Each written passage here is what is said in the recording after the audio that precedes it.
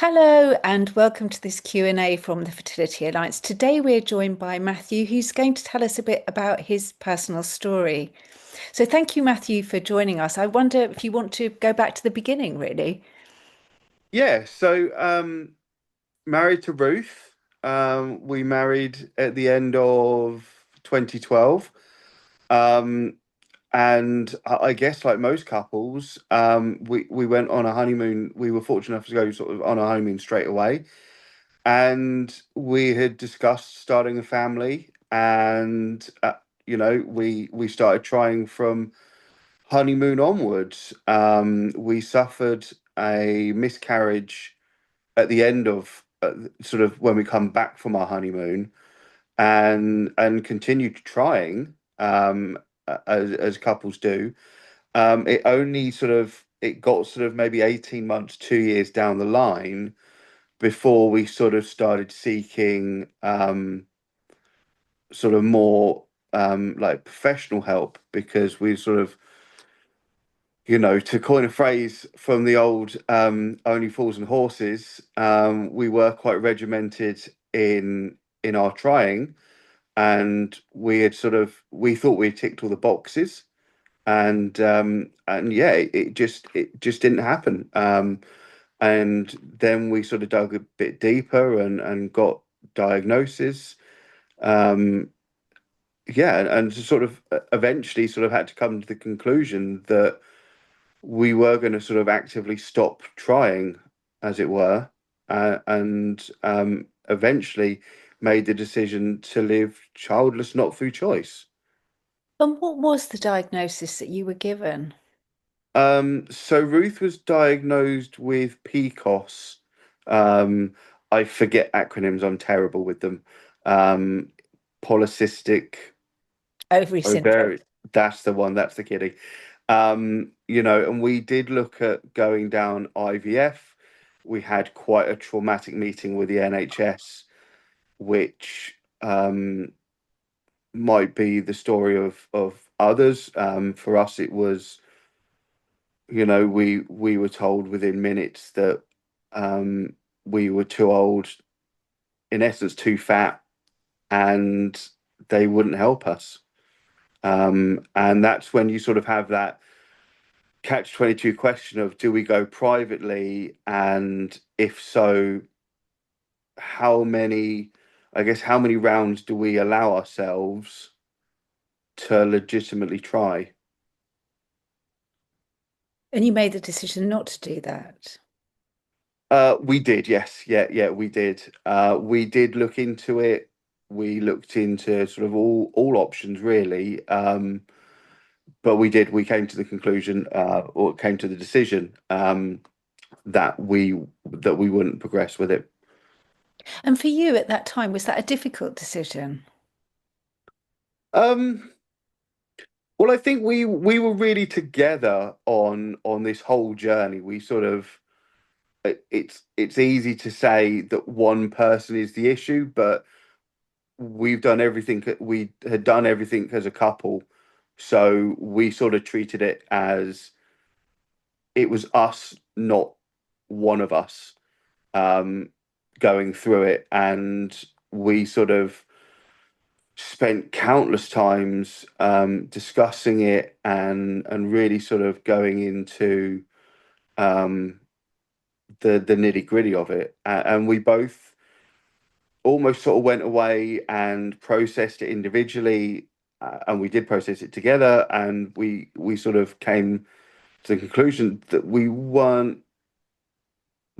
we just didn't feel that it was right for us. Um, I wonder, did you have pressure from other people when you came to that decision? Because there are people always seem to want to give advice and kind of make suggestions. And I wonder how other people reacted to that decision. um, no, not really. To be fair, we sort of did it.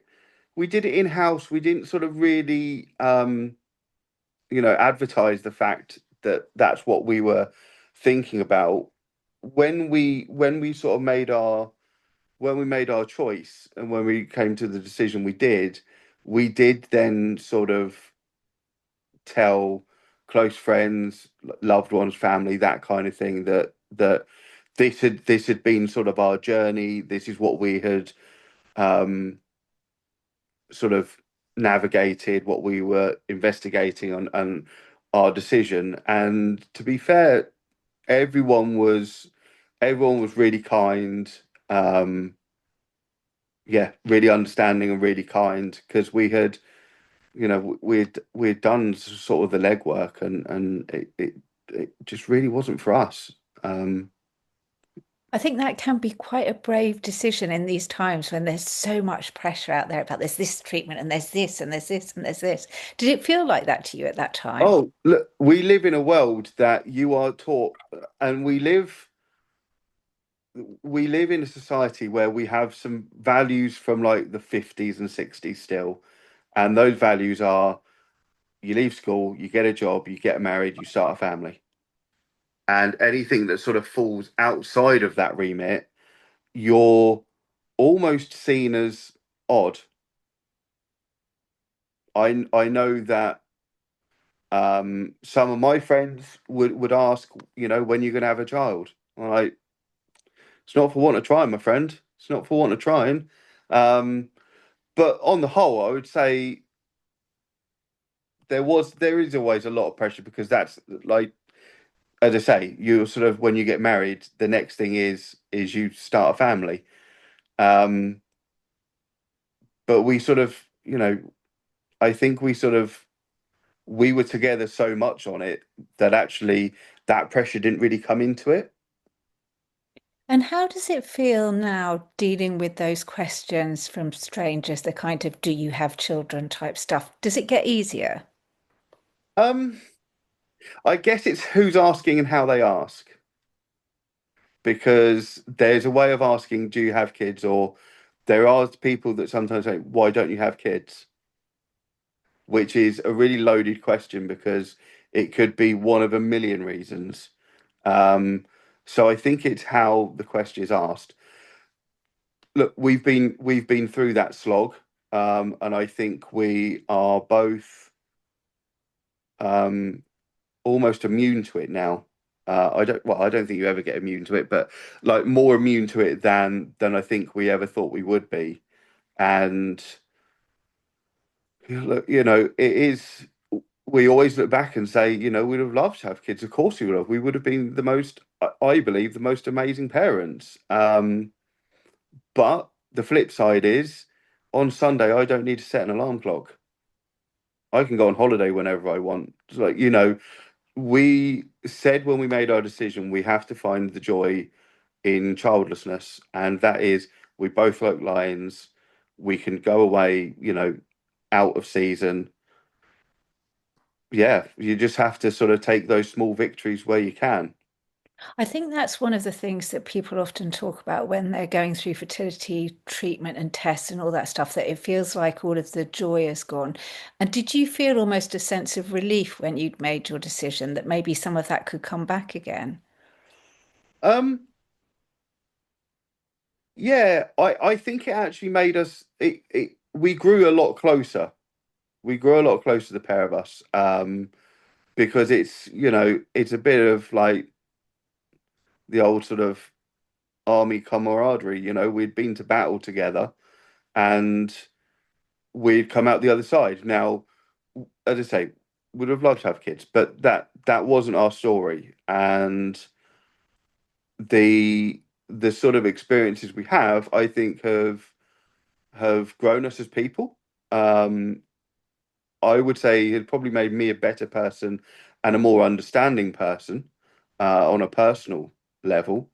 Um, yeah, as I say, you just have to sort of take the joy in the childlessness, and sort of take it each day as it comes. Of course, there are times where it is tough, and you still look back and you think, what if?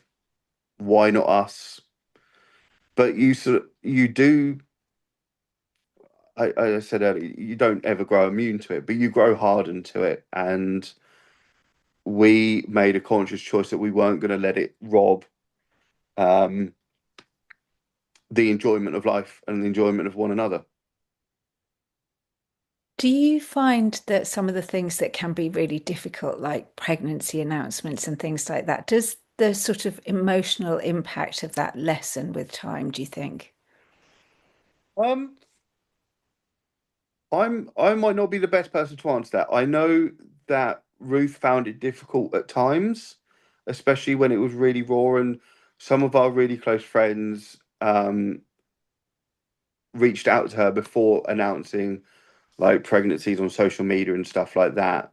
So they could sort of talk to her first so that she like it wasn't such a big impact. And I guess at times there were a few people that I blocked on social media who I knew were having kids because I knew that that would be, that would be all they were posting, and it was sort of if I don't expose myself to it, I can almost kind of do my grieving, as it were, and harden myself for maybe the next pregnancy, if that makes sense.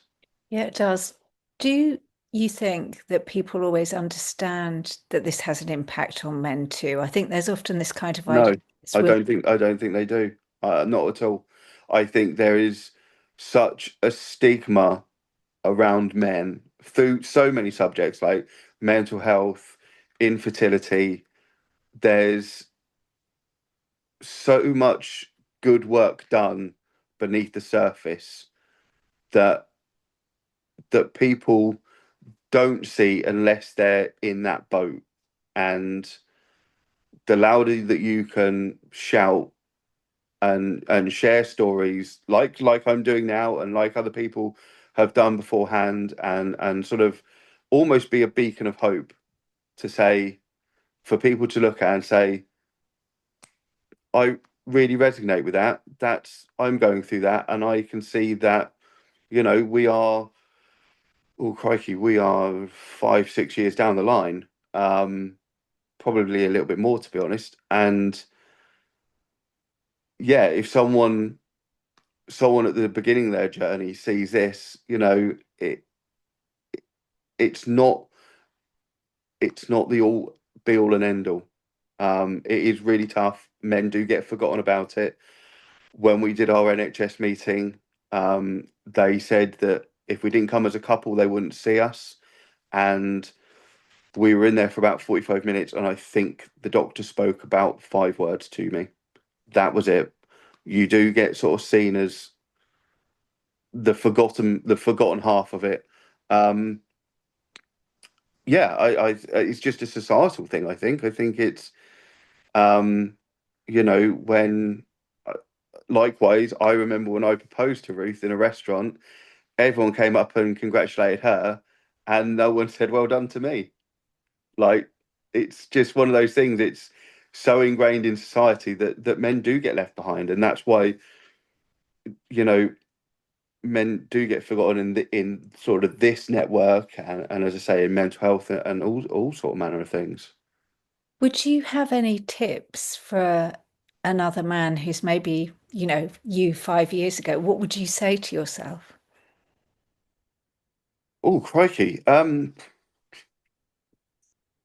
I think you just have to just don't let what you're going through rob your tomorrow, because there is always a tomorrow, and there are times where it was bleak and it was really difficult, and then something would happen the next day and it would put a smile on my face. And it is a grieving process.